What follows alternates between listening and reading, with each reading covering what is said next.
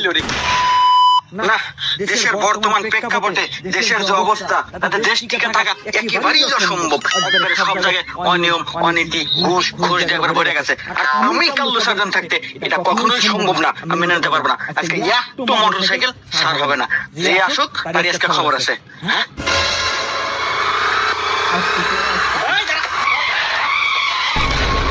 কিরে তোরা কি দেশের প্রধানমন্ত্রী নাকি?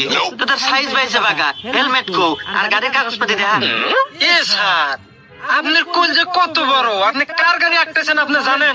পেছনে দেখেন। হ্যাঁ,